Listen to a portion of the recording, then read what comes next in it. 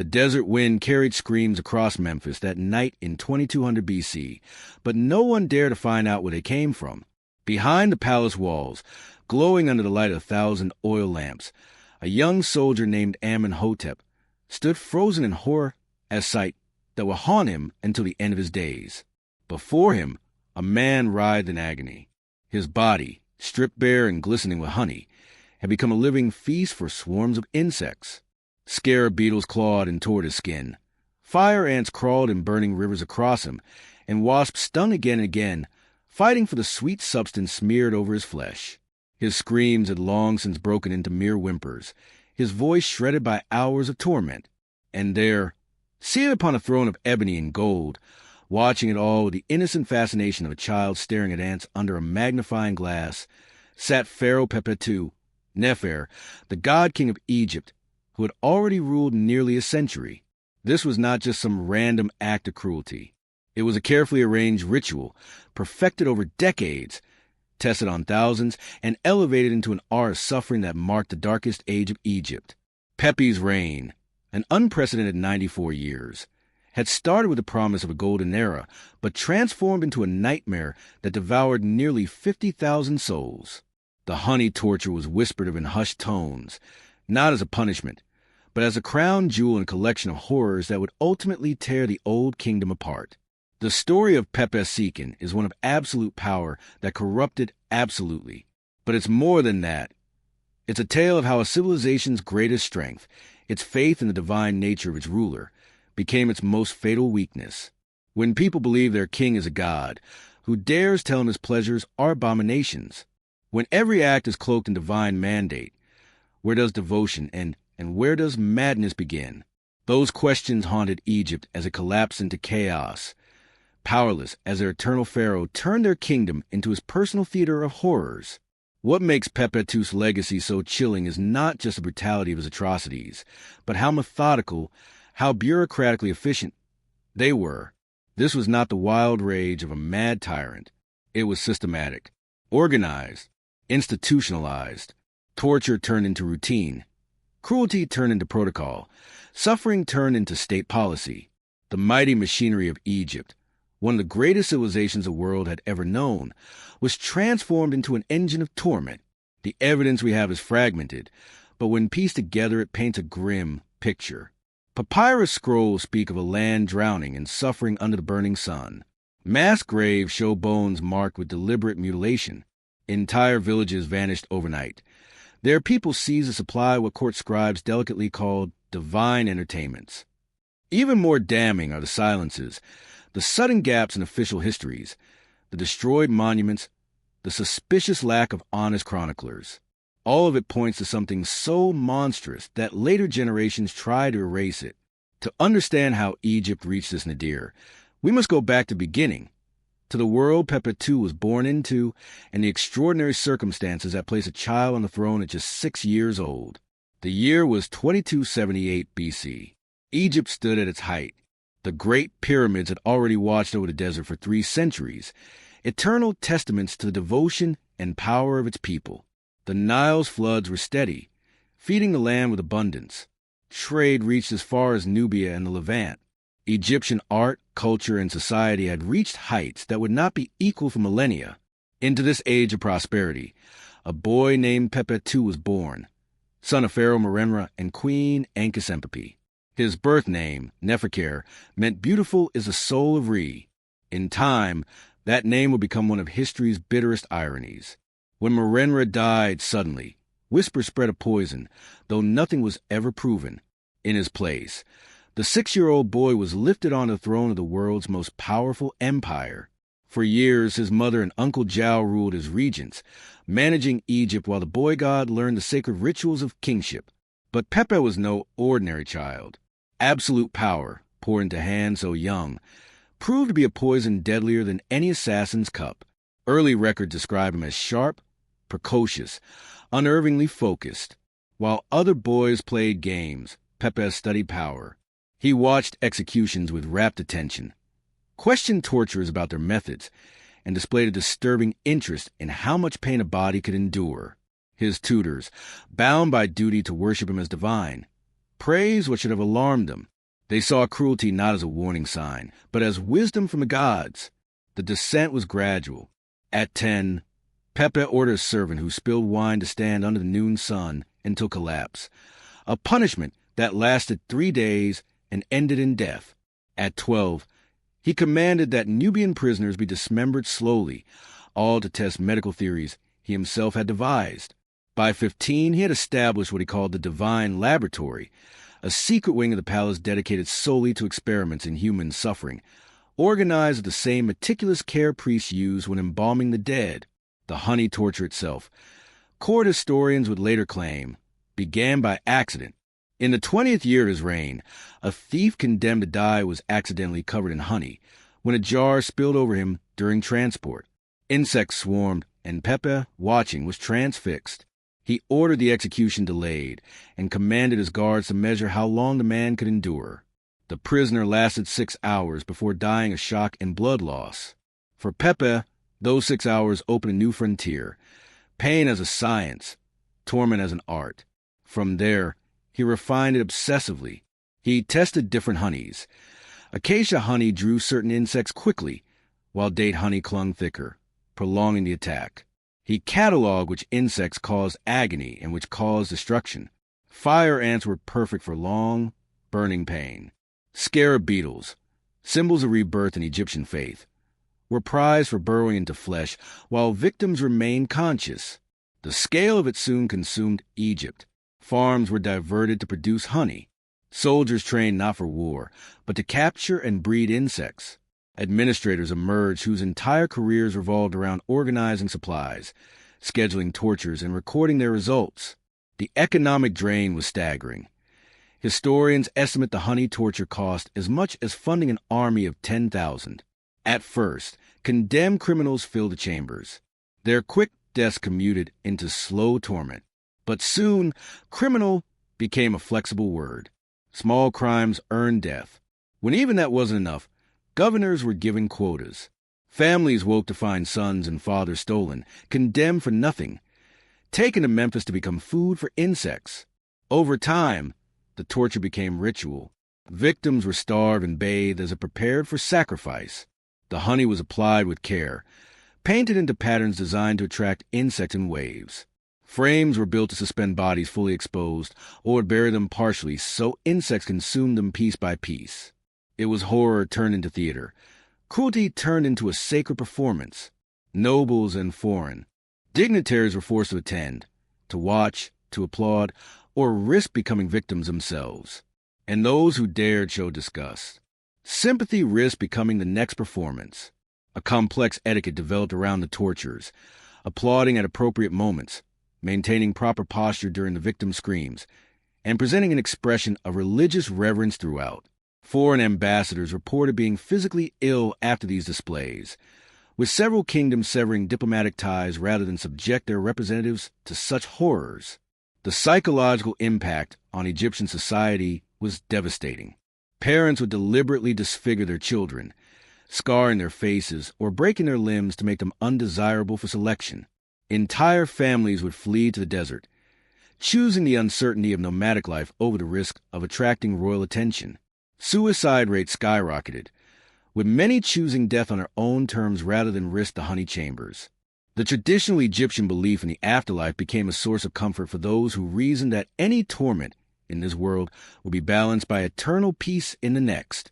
Religious authorities found themselves in an impossible position. The pharaoh was not just a political leader, but a god incarnate, the living embodiment of Horus and the son of Ra.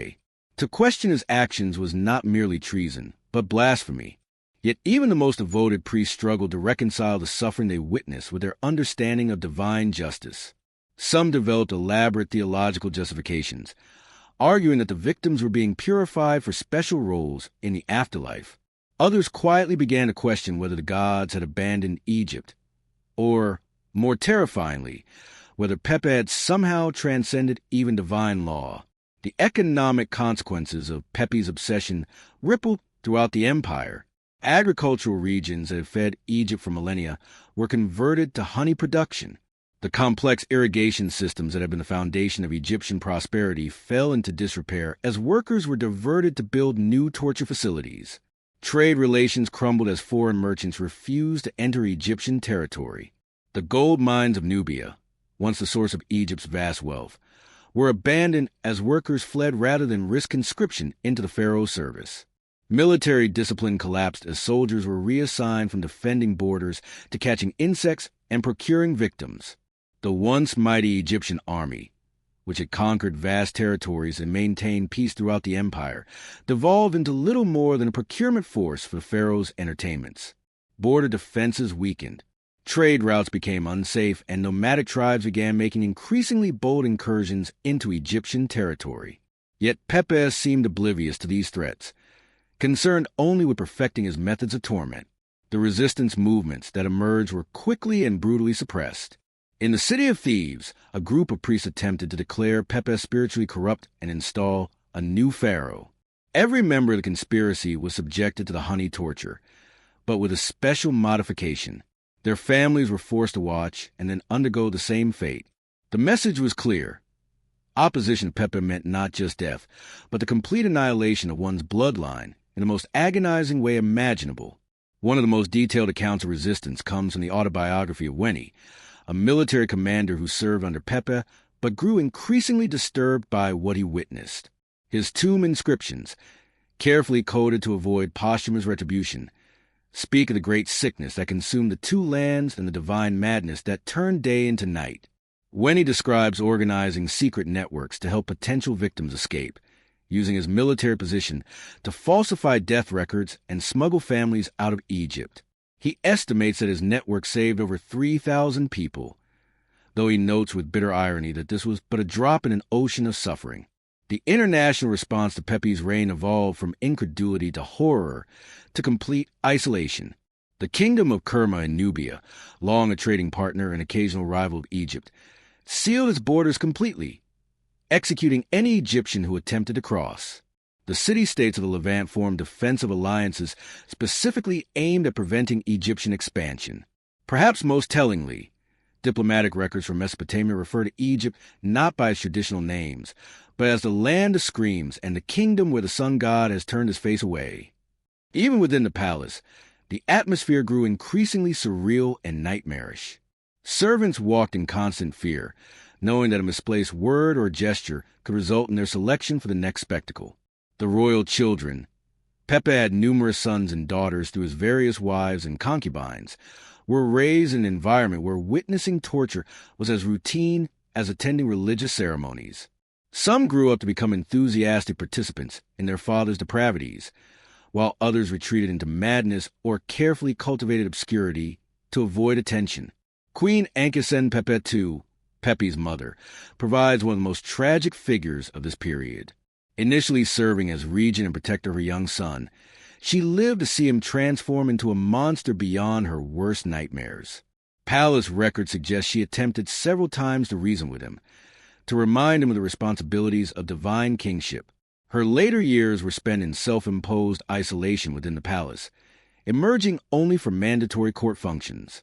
Her death in Pepe's 40th year of reign was officially recorded as natural causes, though persistent rumors suggested suicide by poison. The technological innovations that emerged from Pepe's obsession present a disturbing footnote to this period. The need to transport and maintain various insect species led to advances in primitive climate control and specialized containers.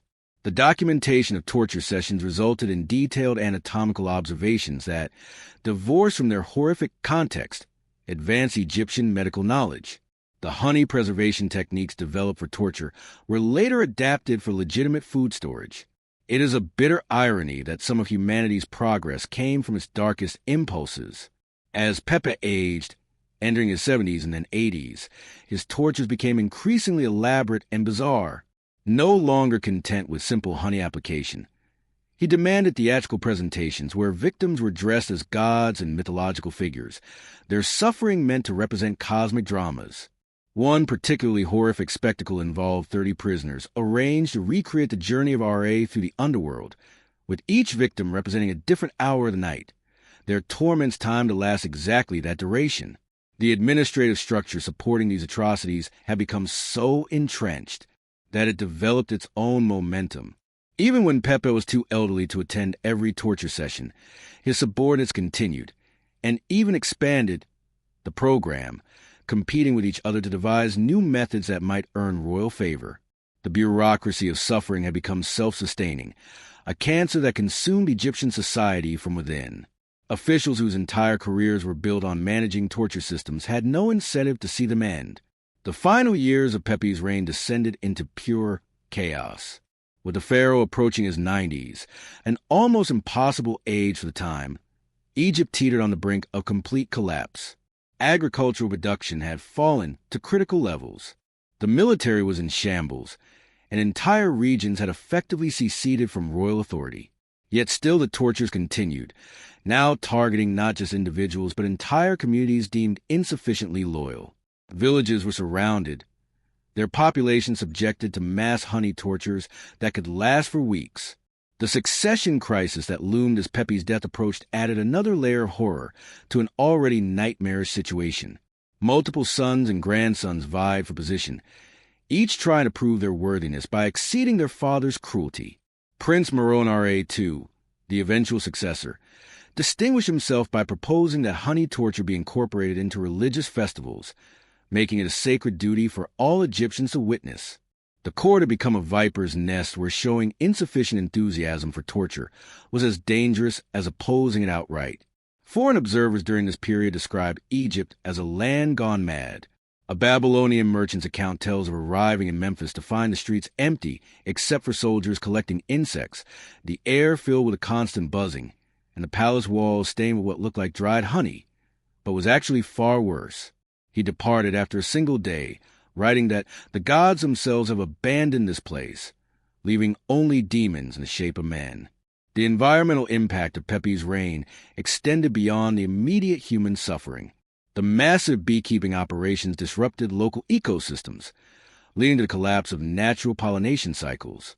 The cultivation of predatory insects led to population explosions that devastated crops. The conversion of agricultural land to honey production created food shortages that persisted for generations. Archaeological evidence shows a marked decrease in the average height of Egyptians during this period, a clear sign of widespread malnutrition. Medical documents from the time, when they can be found, reveal the full extent of the physical trauma inflicted by the honey tortures. Physicians developed extensive treatments for insect venom, though these remedies were typically reserved only for victims who were being kept alive for multiple sessions. Their notes describe wounds, infections, and the various stages of tissue destruction in ways that represent some of the most detailed medical observations of the ancient world. Yet the very purpose of these studies makes them almost impossible to examine without revulsion. The role of women during this dark period carries its own complicated story. While they were primarily victims, some women rose to positions of authority within the torture apparatus, becoming specialists in preparing and applying honey.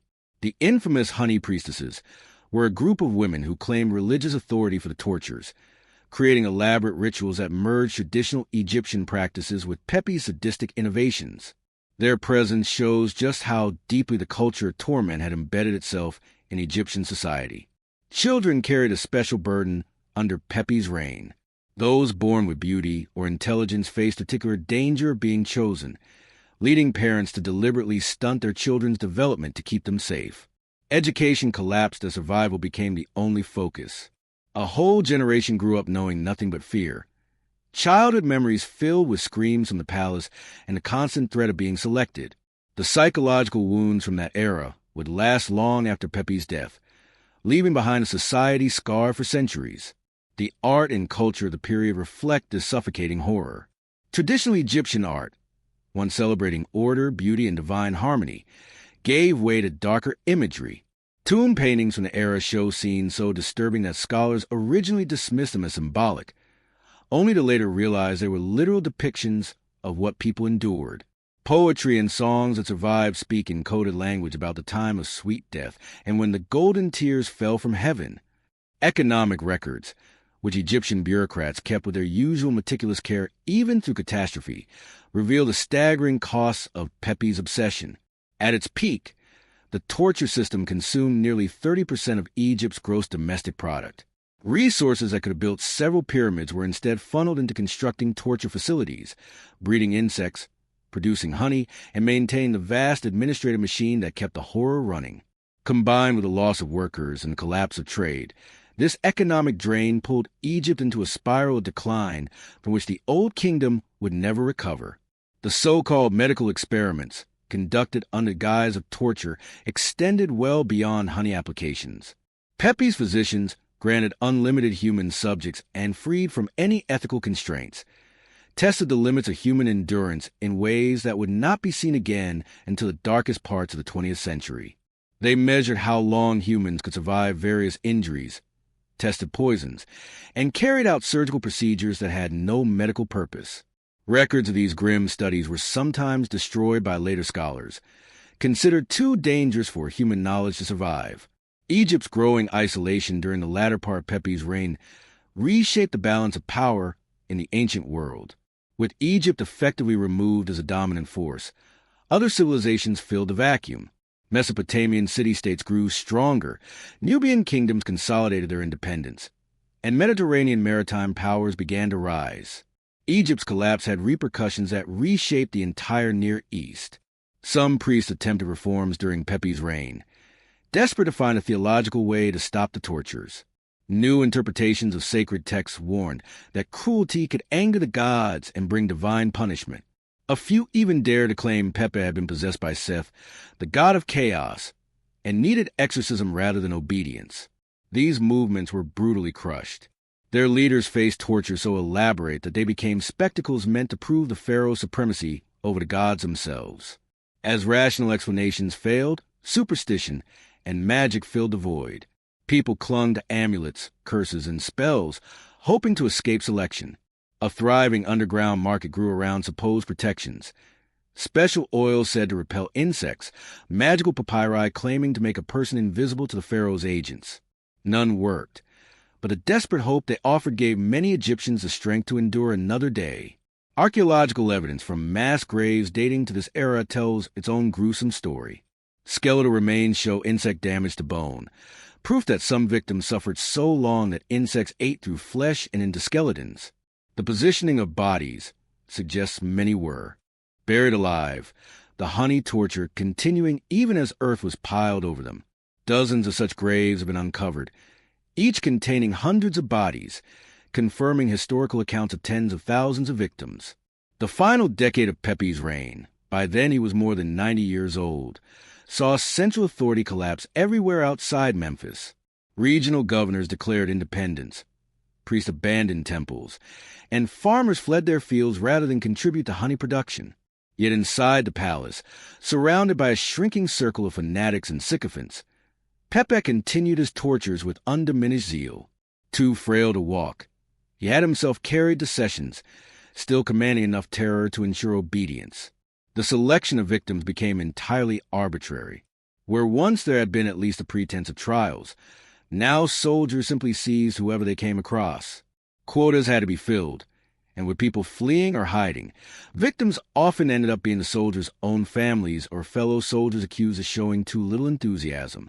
The torture system had begun devouring itself, a serpent eating its own tail in a frenzy of self-destruction. Foreign intelligence preserved in other kingdoms' archives paints a chilling picture of Egypt's collapse.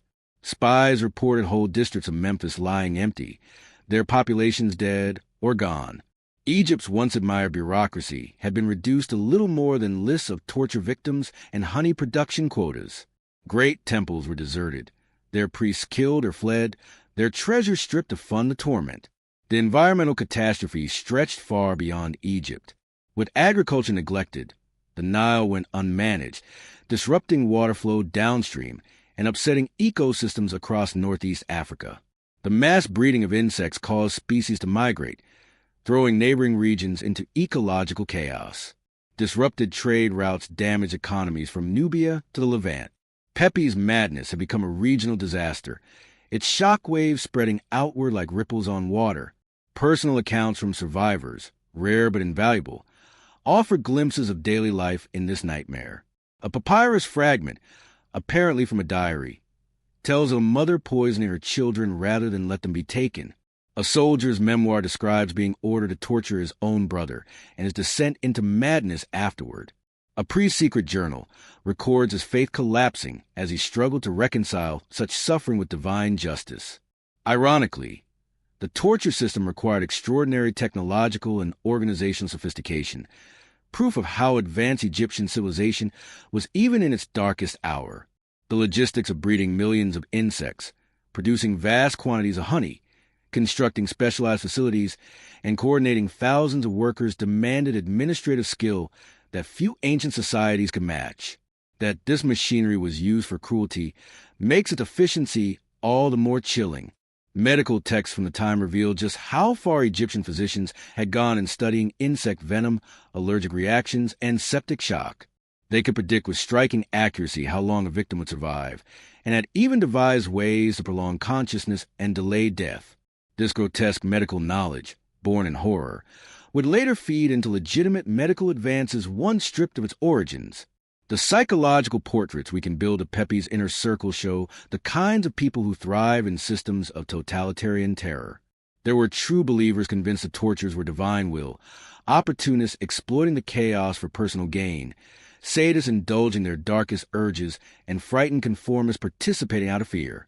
Together, they formed a system where even those who hated the tortures dared not speak out, creating the illusion of unanimous approval. Economic data from the era paints a civilization in collapse. Egypt entered its terminal decline. Tax revenues collapsed as people either fled or died. Trade income disappeared when foreign merchants began avoiding Egypt, and farming fell back to subsistence levels. Yet, even in this state, spending on the torture apparatus kept rising, draining away treasury reserves that had been built up over centuries. By the time Pepe died, Egypt was essentially bankrupt, its economy wrecked by decades of pouring resources into institutionalized suffering. Later dynasties would try hard to suppress the memory of his reign.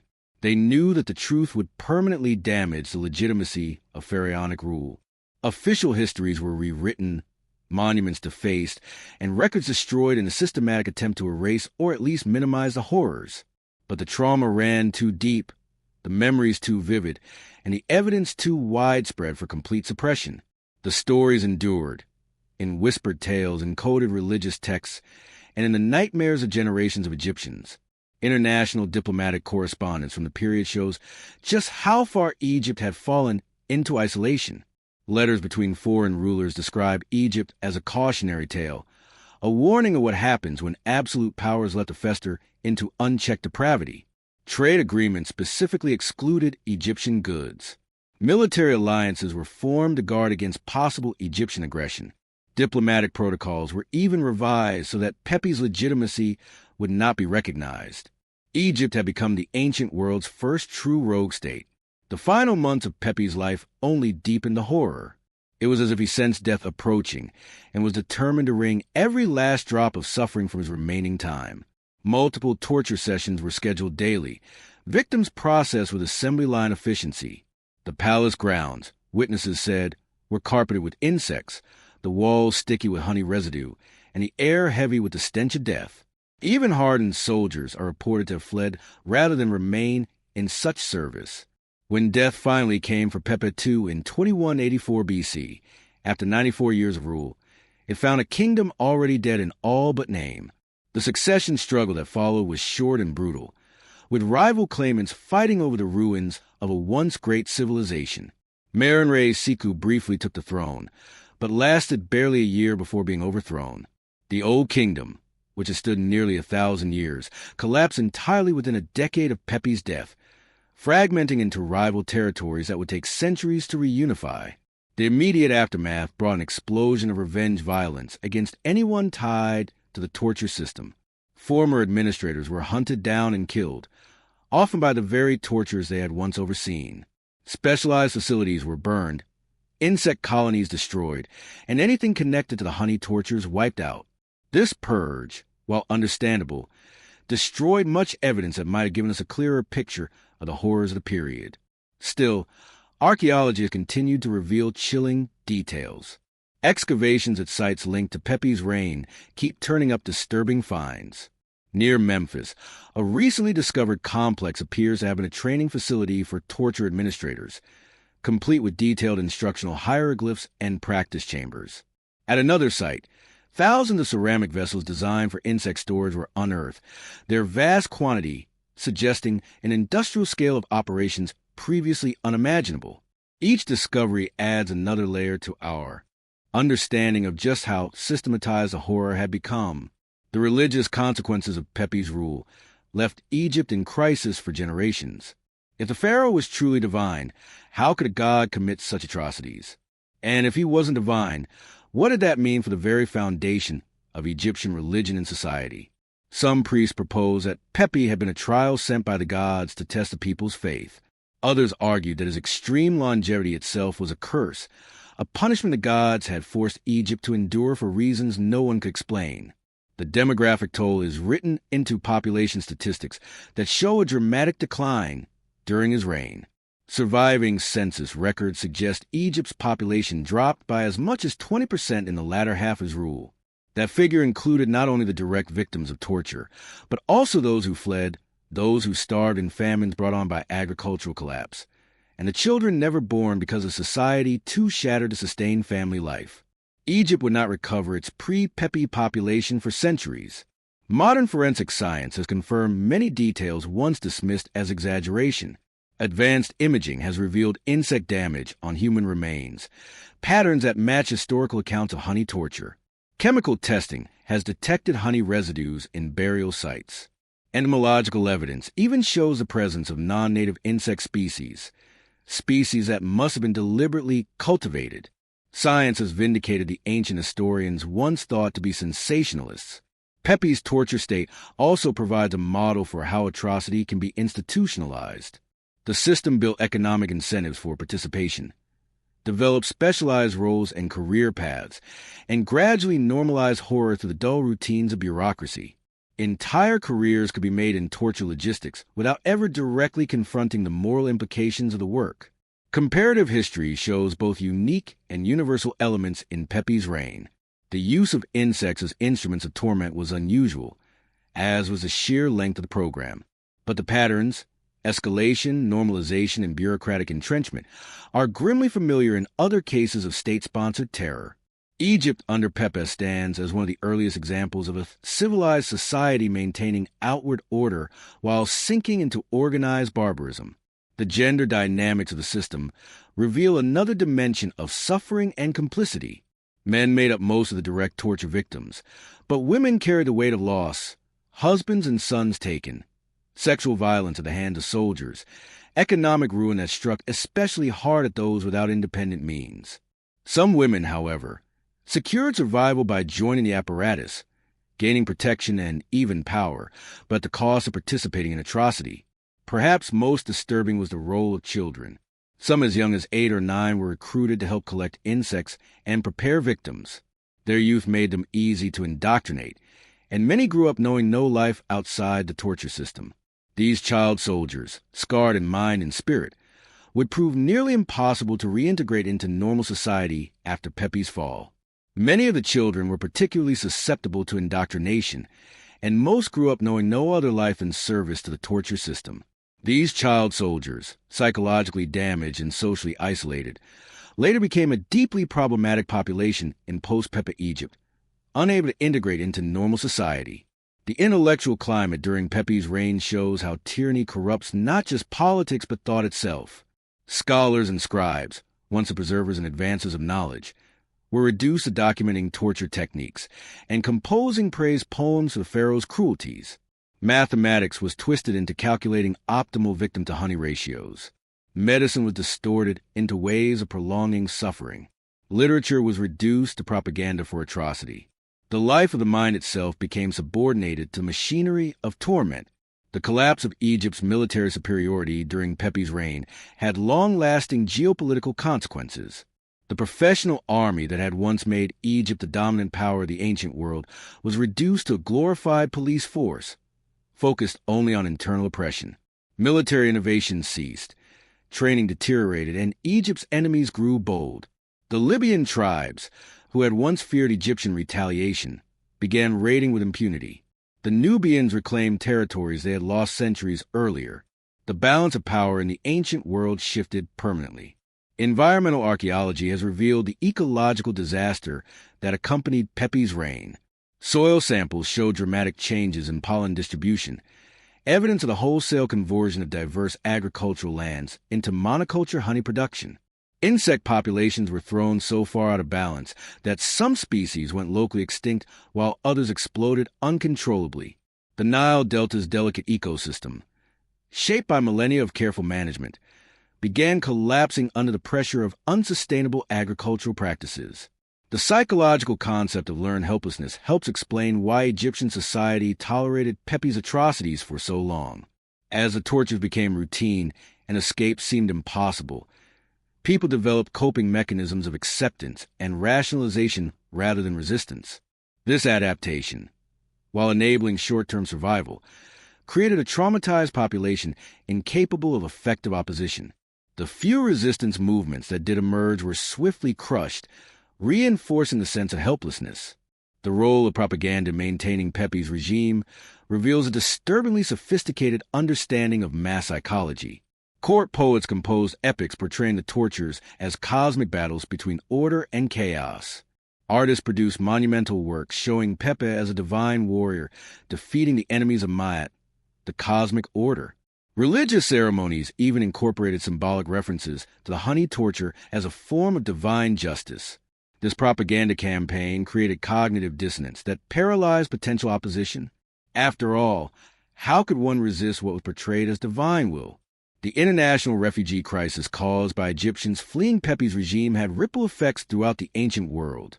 Neighboring kingdoms struggled to absorb thousands of refugees, leading to social tensions and economic pressures. Some regions were transformed culturally as Egyptian refugees carried with them their skills, knowledge, and also their traumas.